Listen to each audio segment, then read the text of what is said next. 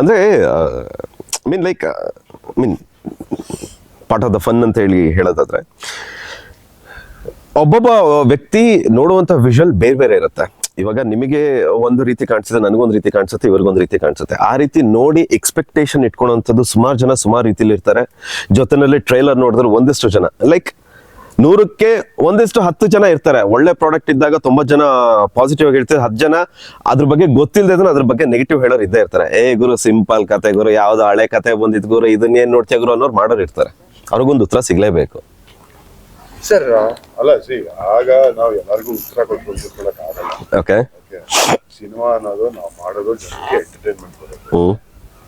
Entertainment ಏನು, ಪ್ರತಿದಿನ ನಿಮ್ ಜೀವನದಲ್ಲಿ ಏನೋ ಒಂದು ನಡೀತಾ ಇರುತ್ತೆ, ಒಂದು ರುಟೀನ್ ಇರುತ್ತೆ. ಬೆಳಿಗ್ಗೆ 8 ದಿನ ಮದ್ವೆ ಆಗಿದ್ರೆ, ಮಕ್ಕಳಿದ್ರೆ, ಹೆಂಡತಿ ಅಮ್ಮ ಅಪ್ಪ ಅವ್ರನ್ನ ನೋಡ್ಕೊಳ್ಳೋದು, ಆಫೀಸ್ಗೆ ಹೋಗೋದು, ಮಗು ಮುಗಿ ತೊಳೋದು, ರೆಡಿ ಮಾಡಿಸೋದು, ಸ್ಕೂಲ್ ಕಳಿಸೋದು, ಬ್ಯಾಗ್ ಹಾಕೊಂಡು 2 ಗಂಟೆ ಟ್ರಾಫಿಕ್ ಜಾಮ್ ಅಲ್ಲಿ, ಟ್ರಾಫಿಕ್ ಅಲ್ಲಿ ಕೆಲ್ಸಕ್ಕೆ ಹೋಗೋದು. ಅಲ್ಲಿ ಹೋದ್ರೆ ಭಯ ಬಾಸು, ಅದೆಲ್ಲ ನಾನು ಸಿನಿಮಾಲ್ ಆಲ್ರೆಡಿ ಹೇಳ್ಬಿಟ್ಟಿದ್ದೀನಿ. ಏನ್ ಮುಚ್ಚಿ ಮರ ಏನು ಇಲ್ಲ. ಸೊ ಒಂದು ರುಟೀನ್ ಇದೆ ಸರ್. ರುಟೀನ್ ಅಲ್ಲಿ ಹೆಂಗಾಗ್ಬಿಟ್ಟಿದೆ ಅಂದ್ರೆ, ಮನುಷ್ಯನಿಗೆ ಅವ್ರ ಫ್ರೆಂಡ್ಸ್ ಜೊತೆ, ಅವ್ರ ಫ್ಯಾಮಿಲಿ ಜೊತೆ ಕಳಿಯೋಕ್ಕೆ ಟೈಮ್ ಇಲ್ಲ. ಯಾಕಂದ್ರೆ ನಾನು ಆಫೀಸ್ 8 ಅವರ್ಸ್ ನಾನು ಕೆಲಸ ಮಾಡ್ತೀನಿ ಅಂದ್ರೆ 2 ಅವರ್ ಅಥವಾ ಅಟ್ಲೀಸ್ಟ್ 1 ಅವರ್ 2 ಅವರ್ಸ್ ಅಲ್ಲೇ ಎಗರೊಟ್ಟೋಯ್ತು ಟ್ರಾಫಿಕ್ ಅಲ್ಲಿ, ಎಸ್ಪೆಷಲಿ ಬೆಂಗಳೂರಲ್ಲಿರೋ ಜನಕ್ಕೆ. So what do people do? ಈಗ ಜನ ಎಲ್ಲಾದ್ರೂ ಹೋಗ್ಬೇಕು, ಒಂದು ಹಾಲಿಡೇಗೆ ಹೋಗ್ಬೇಕು ಅಂದ್ರೆ ಸಿಕ್ಕಾಪಟ್ಟೆ ಎಕ್ಸ್ಪೆನ್ಸಿವ್. ಪೆಟ್ರೋಲು 100 ರೂಪಾಯಿ, 103 ರೂಪಾಯಿ ಪೆಟ್ರೋಲ್ ತುಂಬಿಸ್ಕೊಂಡು ಹೋಗ್ಬೇಕು ಅಂದ್ರೆ ಅಲ್ಲೊಂದು 8-10 ಸಾವಿರ ಎಗರೊಟ್ಟೋಯ್ತು. ಅಲ್ಲಿ ಹೋಟೆಲ್ಗೆ ಹೋದ್ರೆ ಎಷ್ಟೋ ಒಂದು ಮಿನಿಮಮ್ ಒಂದು ಚೆನ್ನಾಗಿರೋ ರೂಮ್ ಬೇಕು ಅಂದ್ರೆ 5 ಸಾವಿರ ಅಲ್ಲೇ ಹೊರಟೋಯ್ತು. ಊಟ ಇಸ್ ಬಿಕಮ್ ವೆರಿ ಎಕ್ಸ್ಪೆನ್ಸಿವ್. ಅಲ್ಲೊಂದು 5 ಸಾವಿರ ರೂಪಾಯಿ ಬಿಲ್ಲು, ಅದು ಇದು ಒಂದು ಸ್ವಲ್ಪ ಸೈಟ್ ಸೀಯಿಂಗು, ಒಂದು ಶಾಪಿಂಗ್ ಅಂದ್ರೆ ಹೋಯ್ತು.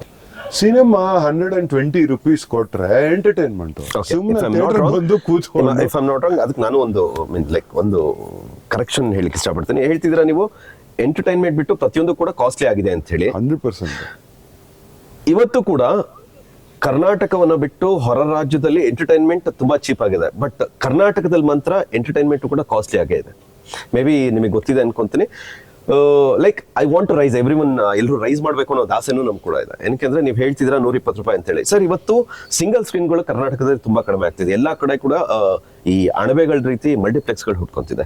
ಮಲ್ಟಿಪ್ಲೆಕ್ಸ್ಗೆ ಒಬ್ಬ ಮಿಡ್ಲ್ ಕ್ಲಾಸ್ ಫ್ಯಾಮಿಲಿಯನ್ನು ಒಂದು ಥಿಯೇಟರ್ಗೆ ಹೋಗೋದಕ್ಕೆ ಕಷ್ಟ ಆಗ್ತಾ ಇದೆ. ಏನಕ್ಕೆ ಅಂದ್ರೆ ಒಂದು ಸಿನಿಮಾ ನೋಡೋದಕ್ಕೆ ಒಬ್ಬ ಫ್ಯಾಮಿಲಿ 4 ಜನ ಇರುವಂತ ಒಂದು ಫ್ಯಾಮಿಲಿ ಒಂದು ಥಿಯೇಟರ್ಗೆ ಹೋಗ್ತಾನೆ ಅಂದ್ರೆ ಮಿನಿಮಮ್ ಅಂದ್ರೂ 3,000 ರೂಪಾಯಿ ಬೇಕು. ಲೈಕ್ ಮನೆಯಿಂದ ಹೊರಟು ಪಾರ್ಕ್ ಮಾಡಿ, ಪಾರ್ಕಿಂಗ್ ಫೀಸ್ ಕೊಟ್ಟು, ಟಿಕೆಟ್ ತಗೊಂಡಾದ್ಮೇಲೆ ಸಿನಿಮಾ ನೋಡಿ, ಇಂಟ್ರೋಲ್ ಬ್ಲಾಕ್ ಅಲ್ಲಿ ಪಾಪ್ಕಾರ್ನ್ ಮತ್ತೊಂದು ಮಗ್ದೊಂದು ಹೋದಾಗ.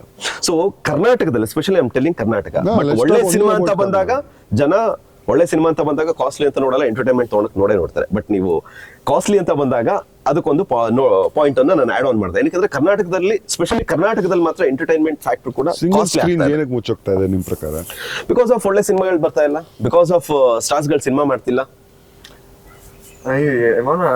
ಸರ್, ಇದಕ್ಕೆ ಇವಾಗ ತುಂಬಾ ಸಿಂಗಲ್ ಸ್ಕ್ರೀನ್ ಕೂಡ ಲೈಕ್ ದೇ ಆರ್ ಆಲ್ಟರಿಂಗ್, ಎಲ್ಲ ಒಳಗಡೆ ಎಲ್ಲ ಮಲ್ಟಿಪ್ಲೆಕ್ಸ್ ತರ ಆಗ್ತಿದೆ.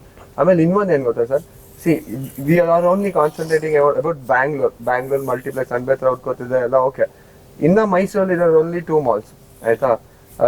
ಅಂಡ್ ಸಿಂಗಲ್ ಸ್ಕ್ರೀನ್ ಆಲ್ಮೋಸ್ಟ್ ನನಗೆ ಗೊತ್ತಂಗೆ 12-13 ಇದೆ ಆಯ್ತಾ. ಬಟ್ ಅದರಲ್ಲೂ ಒಂದಷ್ಟು ಮುಚ್ಚೋಯ್ತಲ್ಲ, ಅದು ಮುಚ್ಚಿರೋದೇ ಬಿಟ್ಟು ಸರ್. ಸರಸ್ವತಿ ಮುಚ್ಚಿತು, ಶಾಂತಲಾ ಮುಚ್ಚಿತು, ಲಕ್ಷ್ಮಿ ಮುಚ್ಚಿತು. ಅದ್ ಬಿಟ್ಟೇನೋ 11-12 ಹತ್ರ ಇದೆ ಸರ್ ಆಲ್ಮೋಸ್ಟ್.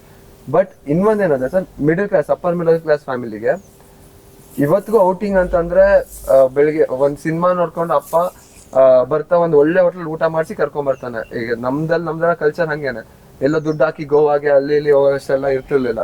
ಸೊ ಆ ಕಲ್ಚರ್ ಇನ್ನ ಇದೆ ಸರ್ ಔಟ್ಸೈಡ್. ಈಗ ಫಾರ್ ಎಕ್ಸಾಂಪಲ್ ಶಿವಮೊಗ್ಗಕ್ಕೆ ಹೋಗಿ ಅಥವಾ ಫಾರ್ ಎಕ್ಸಾಂಪಲ್ ಹುಬ್ಳಿಗೆ ಹೋಗಿ, ಇದೆ ಇನ್ನ ಆ ಕಲ್ಚರ್. ಅದನ್ನ ನಾವು ಉಳಿಸ್ಕೋಬೇಕು, ಇವಾಗ ಇದಷ್ಟನ್ನಾದ್ರೂ ಉಳಿಸ್ಕೋಬೇಕು.